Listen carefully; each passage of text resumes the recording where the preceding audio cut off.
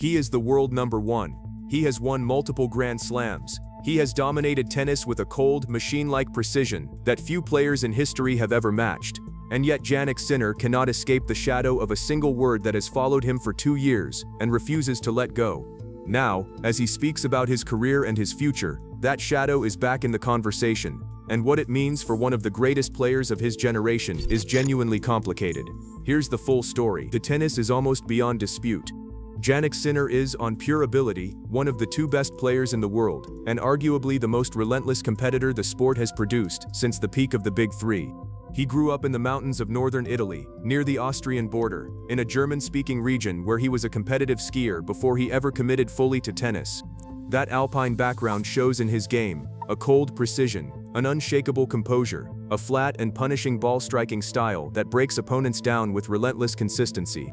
He won his first major at the 2024 Australian Open, claimed the world number 1 ranking, and has since added multiple Grand Slam titles, including Wimbledon, in a run of dominance that places him among the elite of his era. But there is a word attached to Jannik Sinner's name that no amount of winning has been able to erase: close-to-ball. Quick pause. If you believe Jannik Sinner is a clean champion who was genuinely the victim of an innocent contamination, type clean in the comments. If you think the whole situation was handled too softly, type questions remain. I read every single one, and I am not here to convict anyone, only to lay out what happened. Here is what actually occurred, stated as plainly and fairly as possible. In March of 2024, Sinner provided urine samples that tested positive for clostebol, an anabolic steroid on the prohibited substances list. Sinner's explanation, which was investigated thoroughly, was that the substance had entered his body inadvertently. His physiotherapist had been using a spray containing clostebol to treat a cut on his own finger, and had then given Sinner massages and treatments without gloves, transferring trace amounts of the substance through the skin. The International Tennis Integrity Agency investigated and accepted this explanation, ruling that Sinner bore no fault or negligence, and that the contamination was genuinely accidental, with no performance-enhancing benefit. That should have been the end of it. But the World Anti-Doping Agency appealed the ruling, arguing not that Sinner intended to cheat, but that he should bear some responsibility for the actions of the team members he employs. The case loomed over Sinner for months, with the threat of a ban of up to 2 years hanging over his career. Eventually, in early 2025, Sinner and WADA reached a settlement. He accepted a 3-month suspension, served between the Australian Open and the French Open of 2025. WADA explicitly affirmed in the settlement that Sinner did not intend to cheat, and that his exposure to clostebol did not provide any performance-enhancing benefit, and took place without his knowledge. By the standards of doping cases, this was about as close to a full exoneration as a positive test can produce. The governing bodies, the investigators, and the Global Anti-Doping Authority all agreed that Sinner did not knowingly do anything wrong. He fired the staff members involved. He served his suspension. And he came back and immediately resumed winning at the highest level, capturing Wimbledon shortly after his return in one of the most emphatic statements a player could make. And yet, the shadow will not lift. That is the genuinely difficult part of the Jannik Sinner story. Despite being cleared of intent, despite the no-fault ruling, despite WADA's own affirmation that he did not cheat, a significant portion of the tennis world has never fully accepted the outcome. Prominent former players questioned the leniency of the 3-month ban.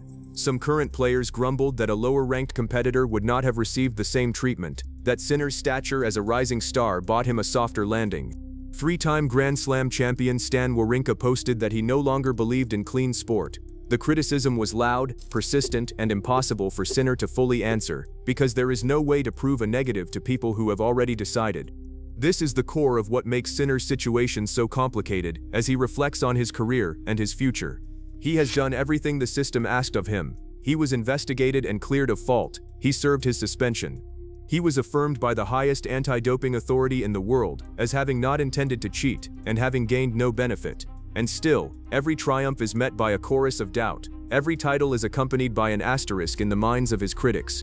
He won Wimbledon, and the conversation turned immediately back to clostebol. He returned to dominance, and the whispers followed him onto every court. The timing of the original revelation is part of why the controversy stuck so stubbornly. The positive tests occurred in March of 2024, but the public did not learn about the case until August of that year, after the investigation had already cleared him.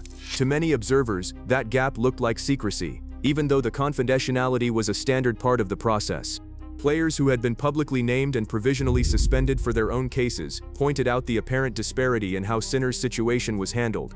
The optics of a top star quietly clearing a doping case before the public ever knew it existed, while lower-profile players were named and shamed during their proceedings, fueled a perception of unequal treatment that no subsequent ruling could fully dispel. It is also worth being fair to the other side of the argument, because the facts genuinely support Sinner. Close-to-ball contamination through skin contact is a documented phenomenon, and the specific mechanism in Sinner's case, a physiotherapist using an over-the-counter healing spray and then providing treatment, is precisely the kind of inadvertent transfer that anti-doping science recognizes as plausible. The amounts detected were trace quantities, consistent with contamination rather than deliberate use, and there was no pattern of the kind of dosing that performance enhancement would require. Every body that examined the evidence, including the one whose entire purpose is to catch cheaters, concluded that Sinner did not cheat. In a system often criticized for being too harsh, the people whose job is to be suspicious looked at this case and found him innocent of intent. For a player as private and as focused as Sinner, this is a uniquely difficult burden. He is not a showman. He does not court controversy or thrive on conflict. He is a quiet, intensely professional competitor who wants to let his tennis speak for itself. But his tennis is not allowed to speak for itself, because the doping saga speaks louder, at least for the segment of the audience that will never be satisfied. The shocking reality of Jannik Sinner's career is that the better he plays, the more the questions seem to intensify, as if his very excellence becomes evidence in the eyes of those determined to doubt him. The 2026 season added another layer of difficulty.